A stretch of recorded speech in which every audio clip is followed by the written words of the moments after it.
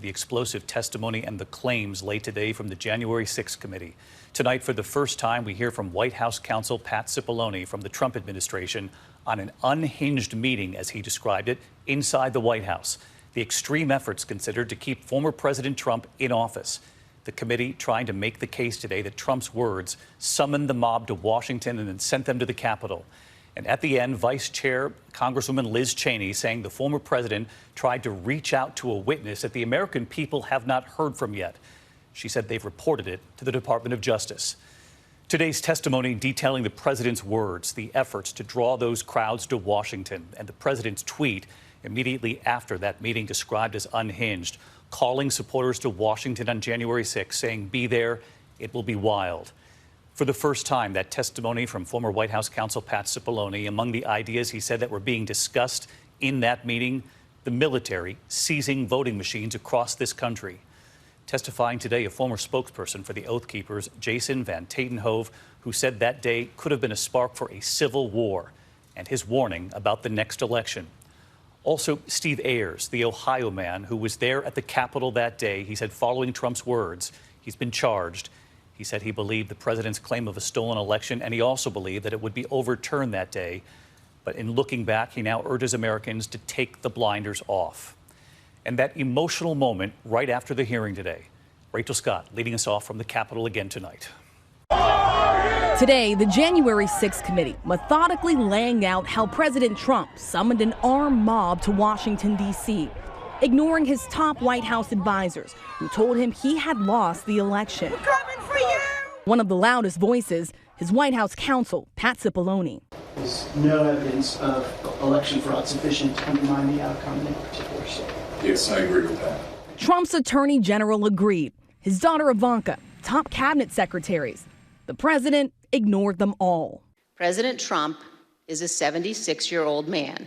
He is not an impressionable child. And Donald Trump cannot escape responsibility by being willfully blind. Instead, Trump turned to outside advisors like lawyer Sidney Powell, who embraced conspiracy theories and suggested seizing voting machines, all without providing any proof of election fraud. At some point, you have to put up or shut up.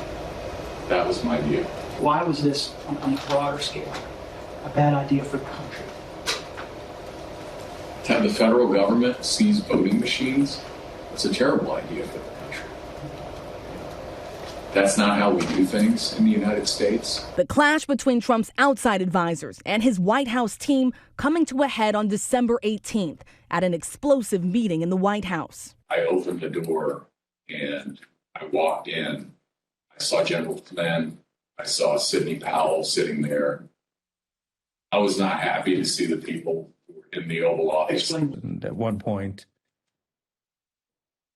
General Flynn took out a diagram that supposedly showed IP addresses all over the world, and who was communicating with whom via the machines, and some comment about like Nest thermostats being hooked up to the internet. The White House team arguing with lawyer Sidney Powell, who wanted to seize voting machines.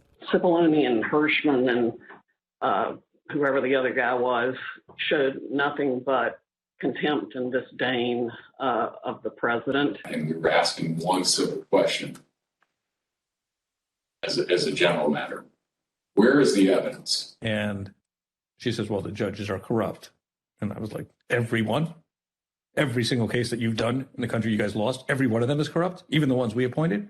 Trump's advisors nearly coming to blows. The president taking it all in. And when the meeting broke up well after midnight, he fired off this tweet, calling his supporters to Washington on January 6th, telling them, be there, will be wild. The committee says for the right-wing fringe, that one tweet was an instant call to action. And now Donald Trump is calling on his supporters to descend on Washington, D.C., January 6th. He is now calling on we, the people, to take action and to show our numbers. If necessary, storming right into the Capitol. January 6th, there's going to be 1 million plus geeked up armed Americans. The time for action is now. Where were you when history called? One user asked, is the 6th D-Day. Is that why Trump wants everyone there? Today, the American people hearing one Trump supporter, Stephen Ayers of Ohio, who testified he answered the president's call. Why'd you decide to march to the Capitol? Well, basically, the president, got everybody riled up, told everybody to head on down. So we basically were just following what he said. As you started marching, did you think there was still a chance the election would be overturned? Yeah, at that time I did, because everybody was kind of like in the hope that, Vice President Pence was not going to certify the election.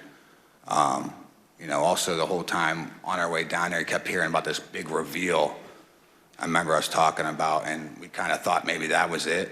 So that hope was there. Ayers is one of those who stormed the Capitol. He just pleaded guilty to disorderly conduct. Basically, I lost my job, pretty much sold my house. It changed my life, and not for the good, definitely not for the better. In the front row watching Ayers testify, another man whose life was changed that day, Capitol Police Sergeant Aquilino Ganell. Last month, on June 28th, Sergeant Ganell's team of doctors told him that permanent injuries he has suffered to his left shoulder and right foot now make it impossible for him to continue as a police officer.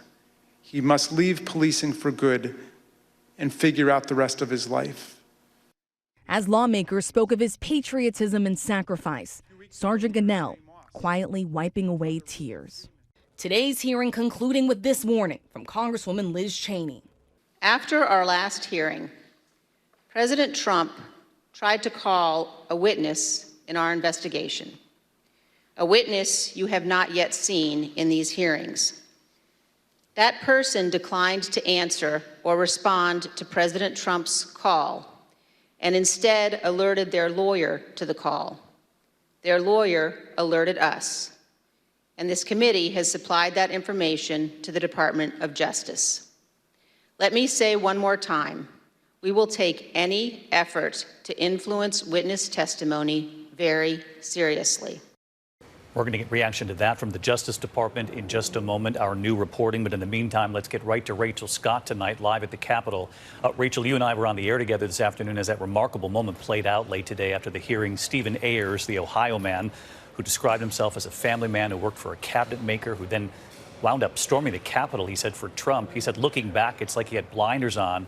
Well, today, look at this moment right here. He approached the officers, including Sergeant Ganell, apologizing for what he had done. Yes, David, and tonight Sergeant Ganell tells me that he does accept that apology from Stephen Ayers, but he believes he does need to be held accountable for his actions, David. And Rachel, I want to go back to another key moment today. Lawmakers obtaining text messages from former President Trump's former campaign manager, Brad Parscale. Parscale texting a colleague after the scene unfolded on January 6th, saying, quote, a sitting president asking for a civil war, adding, I feel guilty for helping him win. He texted, a woman is dead. If I was Trump and knew my rhetoric killed someone. Remarkable text messages revealed by that committee.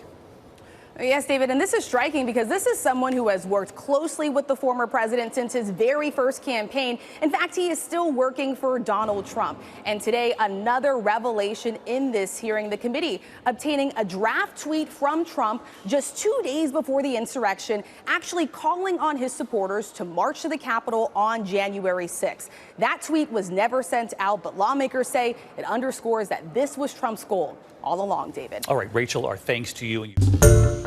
Hi, everyone. George Stephanopoulos here. Thanks for checking out the ABC News YouTube channel. If you'd like to get more videos, show highlights, and watch live event coverage, click on the right over here to subscribe to our channel. And don't forget to download the ABC News app for breaking news alerts. Thanks for watching.